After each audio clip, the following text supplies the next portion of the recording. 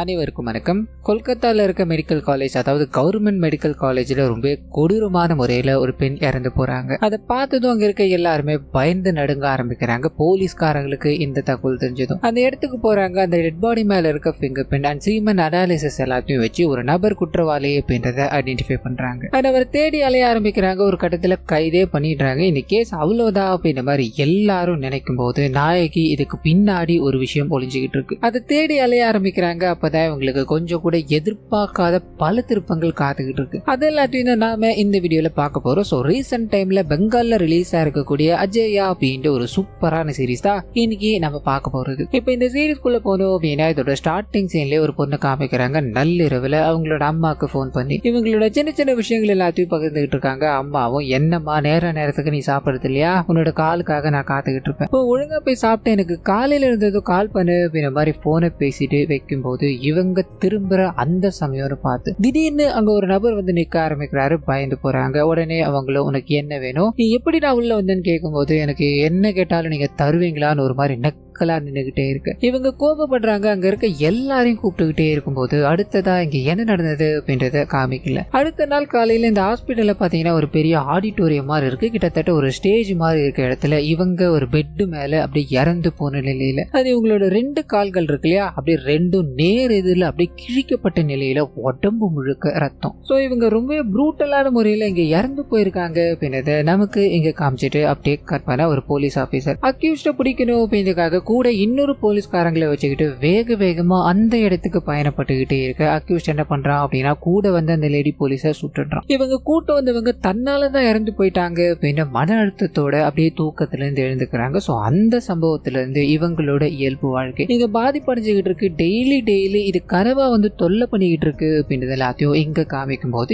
இவங்க தான் படத்தோட ஹீரோயின் தாமினி அப்படின்றது இவங்களோட பேர். சோ இது எல்லாத்தையும் நமக்கு இங்க காமிச்சுக்கிட்டே இருக்கும்போது இறந்து போன அந்த பொண்ணோட வீட்டுக்கு போக ஆரம்பிக்குது. தன்னோட பொண்ணு காலையில் ஆயிடுச்சு அப்படின்னா போன் பண்ணணுமே அப்படின்ற மாதிரி அப்பா அம்மா 2 பேரும் காத்துக்கிட்டே இருக்க அப்பதான் இவங்களுக்கு ஒரு போன் கால் வர ஆரம்பிக்குது. அதை எடுத்து பேசும்போது அந்த வயசானவர் இருக்கார் இல்லையா, கண் கலங்கி போய் நின்றுகிட்டே இருக்கார். தன்னோட பொண்ணு இறந்து போயிட்டாங்க அப்படின்ற விஷயத்த இது மூலமா இவங்க தெரிஞ்சுக்கிட்டாங்க அப்படின்றத நமக்கு ஒரு பக்கம் காமிக்க, இன்னொரு பக்கம் இந்த விஷயம் டிவில பயங்கரமா பேசும் பொருள் ஆயிடுச்சு. ஒரு பொண்ணு, அதாவது கவர்மெண்ட் ஹாஸ்பிட்டல்ல டாக்டரா வேலை பார்க்குற ஒரு பொண்ணை ரொம்ப கொடூரமான முறையில கெடுத்து கொலை பண்ணிருக்காங்க. இதை யார் பண்ணிருப்பாங்க அப்படின்ற மாதிரி பிளாஷ் நியூஸா போட்டுக்கிட்டே இருக்கு. இந்த விஷயத்தை ஹீரோயின் இருக்காங்களா அவங்க கவனிச்சுக்கிட்டே இருக்காங்க. அவங்களுக்கு ஸ்ட்ரைக் ஆகுற விஷயம் எல்லாமே அவங்க கூட போறவங்க கன் ஷூட்ல இறந்து போனாங்களே அதே பெண் மாதிரியே தான் இங்க இறந்து போறவங்க, அதாவது கற்பழிக்கப்பட்டு இறந்து போறவங்களும் இருக்காங்க அப்படின்ற மாதிரி மைண்டுக்குள்ள ஓடிக்கிட்டே இருக்கு. இவங்களோட கணவர் கால் பண்றாரு, ஒண்ணு இல்லமா அது பிரச்சனையில இருந்து நீ வெளியில வந்து ஆகணும் அப்படின்ற மாதிரி இவங்களை கொஞ்சமா தேத்திக்கிட்டே இருக்க. அதே வேலையில ஹாஸ்பிட்டலுக்கு போக ஆரம்பிக்குது. நிறைய மீடியாக்காரங்க சூழ்ந்து இருக்கும் போது போலீஸ்காரங்க அந்த இடத்துல இருக்காங்க.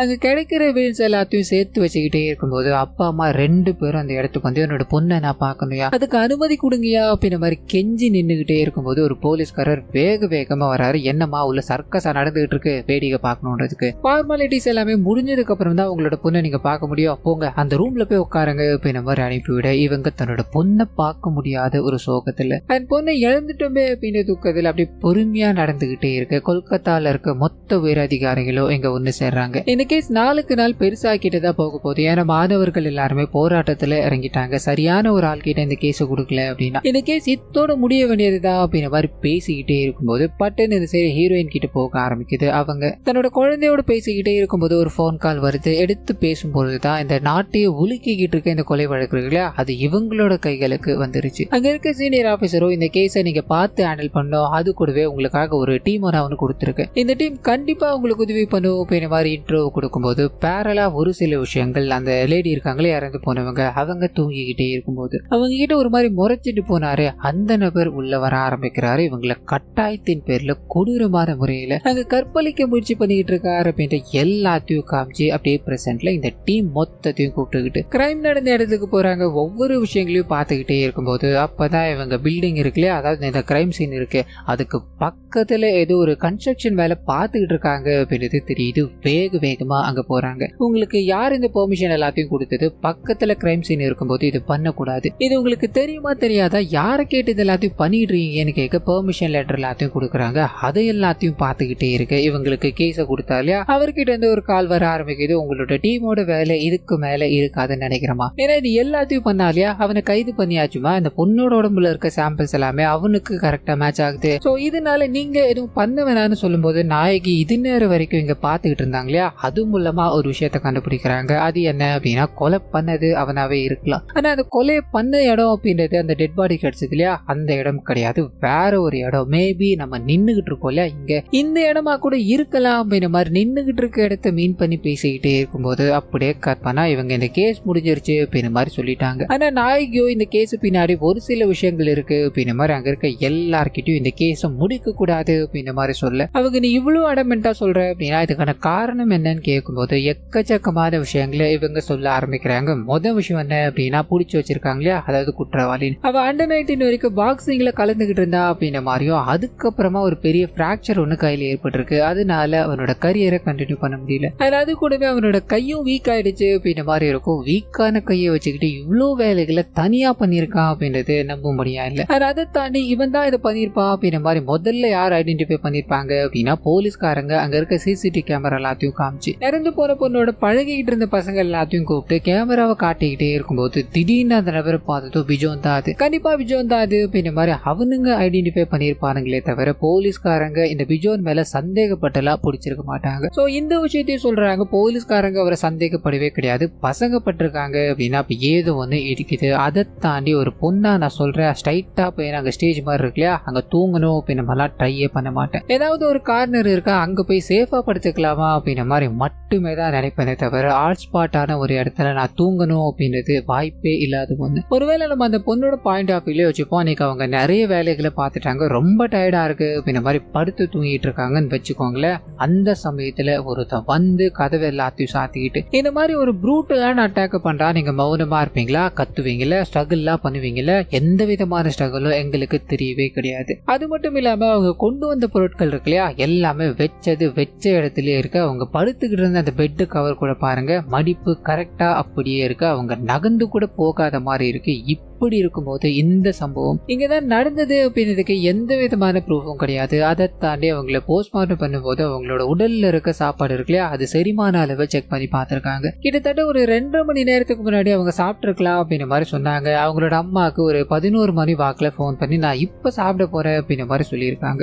சோ இது எல்லாத்தையும் கால்குலேட் பண்ணி பார்த்தோம் அப்படின்னா குறைஞ்சது ஒரு 2 ல இருந்து 4 மணி வாக்குல தான் இந்த கொலையானது நடந்திருக்கணும். அண்ட் இதை விட முக்கியமான விஷயம் என்ன அப்படின்னா, கிரைம் சீனுக்கு பக்கத்துலயே அவங்க கன்ஸ்ட்ரக்ஷன் வேலைகள் எல்லாத்தையும் பண்ணிட்டு இருக்காங்க. அதை அவ்வளவு அவசரமா ஆரம்பிச்சது எதுக்காக? இது எல்லாமே எங்களுக்கு ஒரு மாதிரி மர்மத்தை கொடுத்துக்கிட்டே இருக்கு. இந்த மர்மங்கள் விலகினா மட்டும்தான் இந்த கேஸ் முழுமையா கம்ப்ளீட் ஆகும்னு சொல்ல இங்க இருக்கிறவங்க எல்லாருமே யோசிக்கிறாங்க, இந்த கேஸ் சரியான பாதையில தான் போய்கிட்டு இருக்கு அப்படின்ற மாதிரி பெர்மிஷனை கொடுக்கும்போது நாயகியோட ஒட்டு மொத்த டீமும், அதாவது இவங்க மட்டும் இன்வெஸ்டிகேஷன்ல இறங்கல, இவங்களோட மொத்த டீமும் இறங்க ஆரம்பிக்குது. ஒருத்தரும் ஒரு இடத்துக்கு போய் தங்களால முடிஞ்ச அளவுக்கு இன்புட்டை சேர்த்துக்கிட்டே இருக்கு. இங்க நாயகி கிட்ட போனோம் அப்படின்னா அந்த இறந்து போன பொண்ணோட அப்பா அம்மா கிட்ட போக ஆரம்பிக்கிறாங்க, பேச ஆரம்பிக்கிறாங்க. அந்த சமயத்துலதான் அப்பா அம்மாவே அவங்களோட குழந்தையோட உடலை ஒரு 2 மணி நேரம் கழிச்சுதான் பார்த்தாங்க அப்படின்ற விஷயம் தெரிய ஆரம்பிக்குது. நாயகிக்கு இது ஒரு மாதிரி புதுசா இருக்கு, உங்களை பார்க்க விடலையா, அப்ப நீங்க என்னமா பண்ணிட்டு இருந்தீங்க, என்னமா சொன்னாங்கலாம் கேட்கும்போது அங்க இருக்க ஒரு லேடி போலீஸ்காரர், என்ன உடனே போனா பார்க்க முடியுமா, உள்ள வேலைகள் நடந்துகிட்டு இருக்கு, உங்களோட பொண்ணு சூசைட் பண்ணிட்டான்னு நினைக்கிறேன், நீங்க போங்க அப்படின்ற மாதிரி அனுப்பி வைக்கும் போது அந்த சமயத்துலதான் இந்த வயசானவங்க 2 பேரும் என்னோட பொண்ணு இறந்து போயிட்டா, சூசைட் பண்ணிக்கிட்டா, இதுக்கான காரணம் என்னன்னு புரியலையே அப்படின்ற மாதிரி கண் கலங்கி உட்காந்துகிட்டே இருக்கு.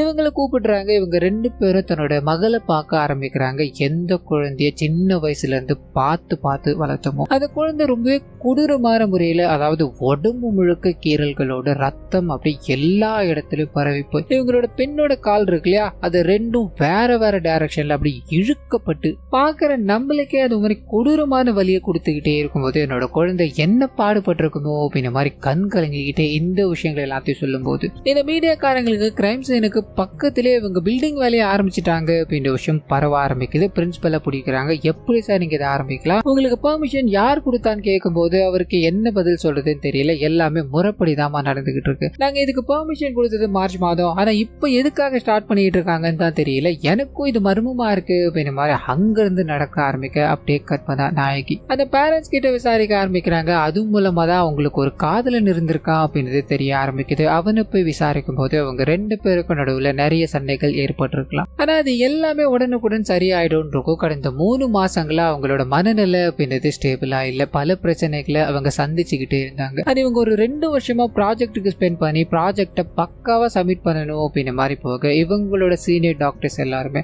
இது நாங்க எதிர்பார்த்த லெவலுக்கு இல்ல அப்படின்ற மாதிரி ரிஜெக்ட் பண்ணி விட 2 வருஷம் ப்ராஜெக்ட் வேஸ்டா போயிடுச்சு அப்படின்ற மாதிரியும் துக்கத்துல இருக்கு. ஒரு நாள் இவங்களோட காதலனுக்கு போன் அடிக்கிறாங்க. எனக்கு உடனடியா பணம் தேவை, எனக்கு ஒரு 4 லட்சம் தர முடியுமா அது கேட்க இவர் யோசிக்கிறாரு. அதுக்கு அவங்க எதுக்காக பணம் கேட்டாங்க அப்படின்றது தெரியல. ரீசெண்ட் டைம்ல அவங்களோட மாற்றத்துக்கான காரணமும் புரியல அப்படின்ற மாதிரி குழப்பத்துல இந்த விஷயங்கள் எல்லாத்தையும் பகிர்ந்துகிட்டே இருக்கும்போது அந்த சமயத்துல தான் இந்த ஹாஸ்பிட்டல்ல ஏற்கனவே ஒருத்தர் இறந்து போயிருக்காரு. அதாவது முதல்ல அது சூசைடு அப்படின்ற மாதிரியும் அடுத்ததா இது ஒரு கொலை அப்படின்ற மாதிரியும் கேஸ் போய்கிட்டு இருந்தது. இது இந்த ஹாஸ்பிட்டல் பேரையே கெடுத்து விட்டுருச்சு அப்படின்ற மாதிரியான விஷயங்கள் இவங்களுக்கு தெரிய ஆரம்பிக்க இதை யோசிக்கிறாங்க. இதை விசாரிச்சுட்டு வரணும் அப்படின்னு ஒரு ஆள் அனுப்பி விடும்போது இதுக்கு நடுவுல ஒரு சின்ன பிளாஷ்பேக் போக ஆரம்பிக்குது. 10-15 பேர் கொண்ட ஒரு குழு. அவங்க பாத்தீங்கன்னா இந்த காலேஜ்லயே அடாவடித்தனமா சுத்திக்கிட்டே இருக்காங்க. யாராவது இவங்களை பத்தி பிரச்சனை பண்ணாலும் இல்ல இவங்க மேல கம்ப்ளைண்ட் பண்ணாங்க அப்படின்னாலும் அவங்க நல்லா தூங்கிக்கிட்டே இருக்கும்போது நேரம் காலெல்லாம் பார்க்க மாட்டாங்க. கதவை தட்டி இவங்களை மிரட்டிக்கிட்டு இருக்காங்க அப்படின்றது எல்லாத்தையும் இங்க நமக்கு காமிக்கிறாங்க. அப்படியே கற்பனா பிரசன்ட்ல இந்த கேஸை விசாரிக்கணும் அப்படின்ற மாதிரி முடிவு பண்ணிட்டாங்க இல்லையா. அந்த பொண்ணோட அதாவது இறந்து போன பொண்ணோட யார் யாரெல்லாம் பேசியிருக்காங்க அது அவங்களோட ஜூனியர் டாக்டர் அப்படின்ற மாதிரி எல்லாத்தையும் கூப்பிட்டு விசாரிக்கும் போது இவங்க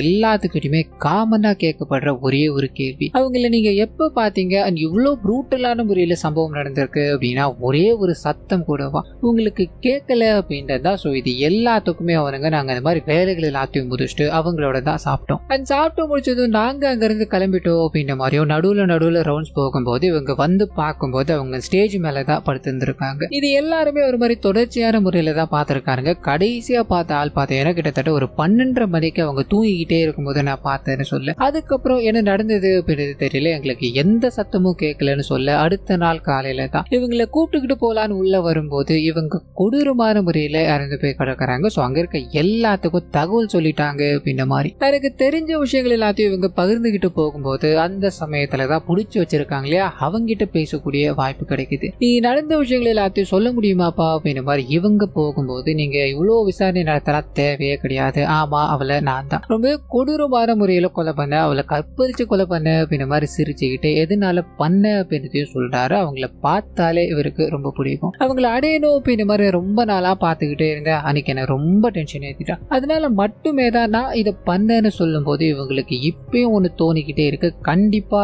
இவன் இதை பண்ணியிருக்க மாட்டான், அப்படியே பண்ணியிருந்தாலும் தனியா பண்ணிருக்க மாட்டான். இதனால நிறைய கேள்விகளை கேட்க ஆரம்பிக்கிறாங்க. அந்த சமயத்துல அங்க என்ன நடந்தது, பக்கத்துல இருக்க பொருட்கள்ல என்ன அப்படின்ற மாதிரி மாத்தி மாத்தி கேட்டுக்கிட்டே இருக்கு. இவன் ஒரே ஒரு பதில் தான், நான் என்ன வேணா சொல்றேன் எல்லாத்தையும் எடுத்துக்கோங்க, நான் அவளை கொலை பண்ணேன், நான் தான் ஒத்துக்கிட்டேன் இல்லையா, இப்ப நான் ஒத்துக்கிட்டேன்னு வைங்களேன், கொஞ்ச நாளா நான் வெளியே வர போறேன், இதை நான் சொல்லமா, என்னை அரெஸ்ட் பண்ணி கொண்டு வந்தாரே அவர் தான் சொன்னார், சோ உன்னால முடிஞ்சதை பாத்துக்கோ அப்படின்ற மாதிரி சொல்லி அனுப்ப இந்த விஷயம் இவங்களுக்கு அப்படியே உறுத்திக்கிட்டே இருக்கு. ஃபைலோட இவங்களோட சீனியர் ஆபீசரை சந்திச்சு இங்க நடந்துகிட்டு இருக்க விஷயங்கள் எல்லாத்தையும் பகிர்ந்துக்க ஆரம்பிக்கிறாங்க. ஜெயிலுக்குள்ள ஒருத்தர் உட்காந்துக்கிட்டு வெளியில இருக்க போலீஸ்காரர் என்ன வெளியே எடுத்துருவார் அப்படின்ற மாதிரி தைரியமா சொல்றான். இதுக்கு மேல இந்த கேஸ்ல என்னெல்லாம் சார் பொழிஞ்சுக்கிட்டு இருக்குன்னு தெரியலையே அப்படின்ற மாதிரி குழப்பத்துல இவங்க விசாரணையை மறுபடியும் கண்டினியூ பண்ண ஆரம்பிக்கிறாங்க. அது கூடவே ஏற்கனவே இங்க ஒரு கொலை நடந்திருக்கு அப்படின்ற மாதிரி இருக்கு இல்லையா, அதை பத்தி விசாரிக்கும் போதுதான் அந்த நபரோட பிணம் காணாம போயிடுச்சு. ரெக்கார்டை செக் பண்ணி பார்க்கும்போது ஃபேமிலி வாங்கிட்டு போனாங்கன்னு இருக்கு. அங்க போய் கேட்கும் போது எங்களோட பையனோட டெட் பாடியை நாங்க வாங்கவே கிடையாது அப்படின்ட்டு ஒரு பதில். சோ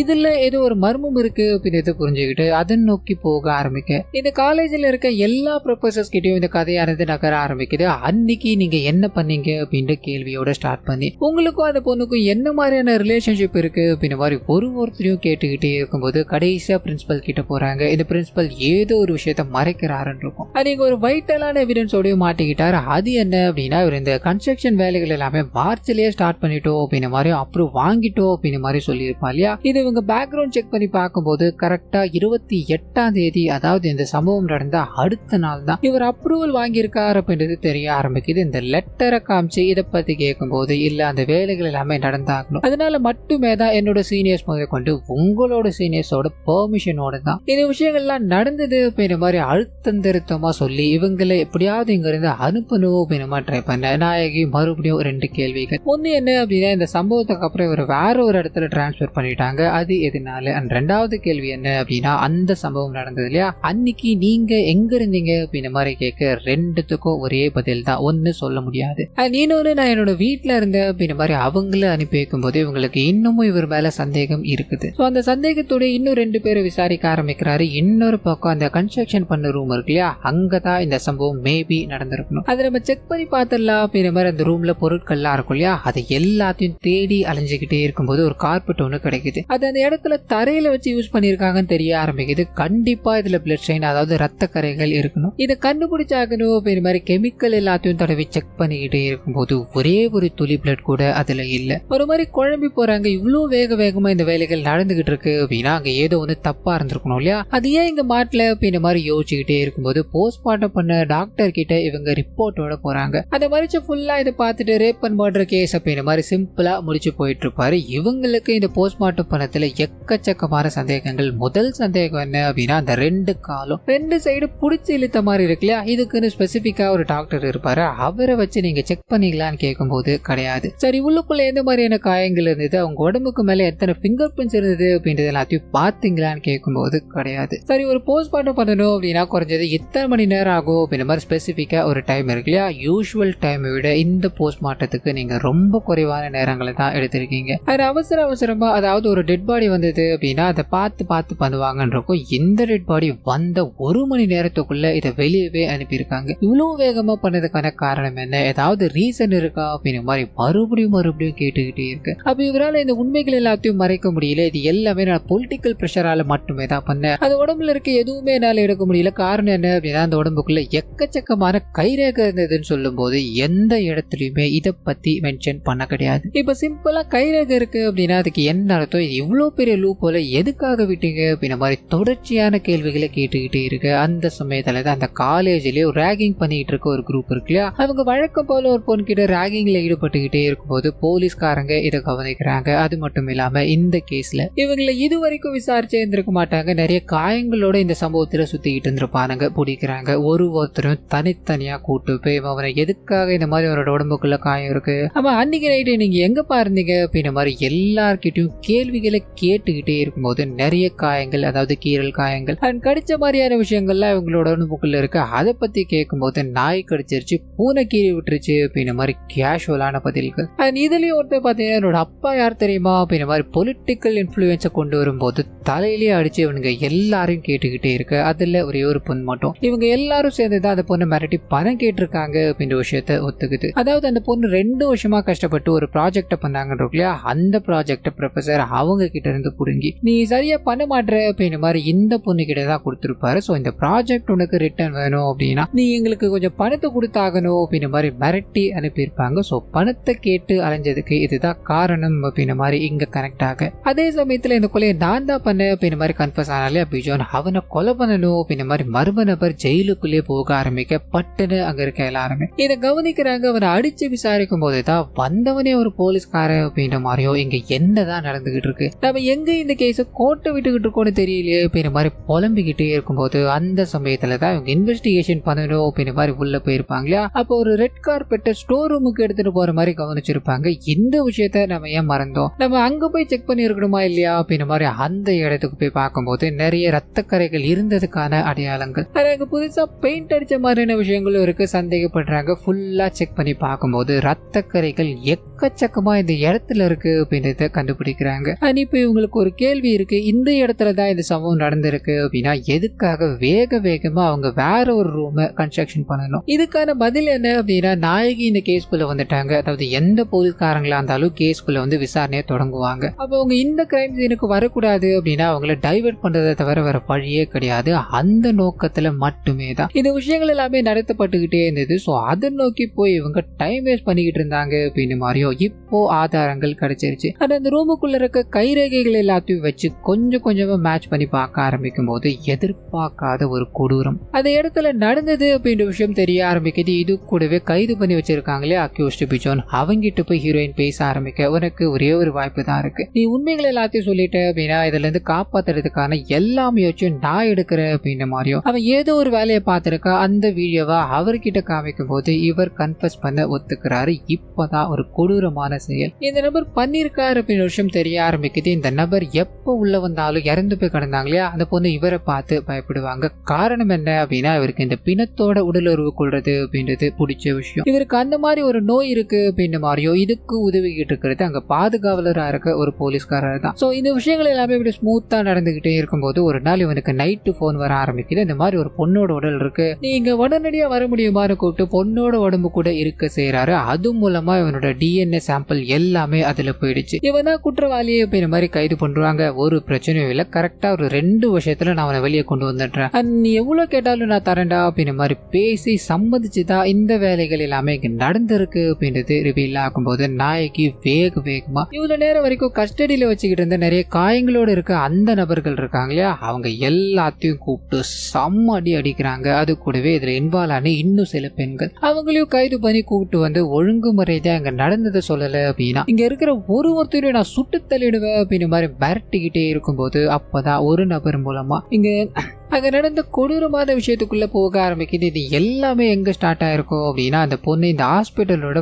பல விஷயம் தோண்ட ஆரம்பிச்சிருப்பாங்க. இங்க ஒரு நபர் இறந்து போயிட்டாரு அப்படின்ற மாதிரி முன்னாடி சொல்லியிருப்பாங்களே, அவரை கொலை பண்ணது இதே கேங் தான். எதுக்காக அப்படின்னா இங்க இருக்க கரப்ஷன் எல்லாத்தையுமே அவர் கொஞ்சம் கொஞ்சமா ரிவீல் பண்ண ஆரம்பிச்சிட்டாரு. இதனால அவர் இந்த கேங் மொத்தமா மேல இருந்து தூக்கி போட்டு கொலை பண்ணிட்டாங்க அப்படின்ற மாதிரி இருக்கும். இதை பார்த்தது ஒரு நர்ஸ். அன்னைக்கு இந்த நடந்த சம்பவங்கள் எல்லாத்தையுமே, அதாவது இந்த பொண்ணு இறந்து போனாங்களே அப்போ கூட அதே நர்ஸ் இங்க இன்வால்வ் ஆயிருப்பாங்க. அந்த சம்பவம் நடந்ததுல இருந்து ஹாஸ்பிட்டலுக்கு இவங்க வர கிடையாதுன்னு இருக்கும். ஸோ இவங்களை ஸ்ட்ரைட்டா போய் சந்திக்கும் போது தான் அன்னைக்கு நடந்த கொடூரத்தை எல்லாத்தையுமே ரெக்கார்ட் பண்ணியிருக்காங்க. அது அப்படியே நமக்கு தெரிய ஆரம்பிக்குது. ஸோ அந்த பொண்ணு இந்த வேலைகளை பண்ண ஆரம்பிச்சதோ, அதாவது இதுல பின்னாடி இருக்கிறது பார்த்தீங்கன்னா பிரின்சிபல்ல இருந்து மினிஸ்டர் வரைக்கும் எல்லாருமே இருக்காங்க. அவங்க எல்லாருக்குமே ஒரு மாதிரி பிரச்சனையா இருந்துகிட்டே இருக்கும்போது காலேஜ் ப்ரொஃபசர்ஸ் எல்லாம் என்ன பண்றாங்க அப்படின்னா அவளை என்னோட ரெசார்ட்டுக்கு வர சொல்லுடா அப்படின்ற மாதிரி கூட படிக்கிற ஜூனியர் டாக்டர் கிட்ட அவங்க கிட்ட பேசு அப்படின்ற மாதிரி அனுப்பிவிடும் போது இவங்க செம்ம டென்ஷன் ஆயிடுறாங்க. இது சரி கிடையாது அப்படின்ற மாதிரி எல்லா ப்ரொஃபசருக்கும் ஃபோன் பண்றாங்க. இந்த பக்கம் நாயகி பிரசன்ட்ல அந்த கால் ரெக்கார்டு எல்லாத்தையும் எடுத்து வச்சிருக்கும் போது ப்ரொஃபசர்ஸ்க்கு நிறைய கால் போயிருக்கு அப்படின்றத கண்டுபிடிச்சிருப்பாங்க. இதை பத்தி அவங்க கிட்ட கேட்கும் போது எனக்கு கால் வந்தது உண்மைதான், அதான் ஜென்ரலான கால் தான் அப்படின்ற மாதிரியா ஒரு சிலர் நான் அந்த காலை எடுக்கல அப்படின்ற மாதிரியும் மென்ஷன் பண்ணியிருப்பாங்க. இங்க என்னமோ இடிக்குது அப்படின்ற மாதிரி அவங்களுக்கு அப்ப தோணி இருந்திருக்கும். அது எல்லாமே இங்க கனெக்ட் ஆக ஆரம்பிக்குது.